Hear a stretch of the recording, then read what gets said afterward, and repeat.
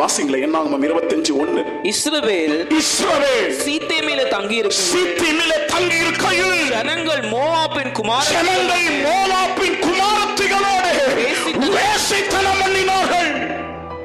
நீதியின் பாதையிலே தானே நடத்தினார்.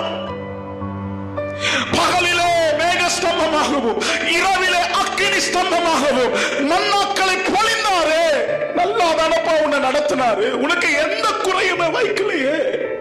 இயேசு உறுதியாக பிடிச்சிட்டு இருந்த. இப்ப என்னாச்சு? இச்சை நீதியை பிடிக்கிறத விட்டுட்டு இச்சையை பிடிச்சுக்கிட்டாங்க. வேசித்தனம் பண்ணுகிறார்கள். தேவ கோபம் பற்றி எரிந்தது. ஜனங்கள் அங்கேயே மாண்டு போனார்கள். கானானை சுதந்தரிக்க முடியவில்லை. கர்த்தருடைய பிள்ளையே, தேவனுடைய நீதி வெளிப்படுகிற ஆண்டு இந்த ஆண்டு.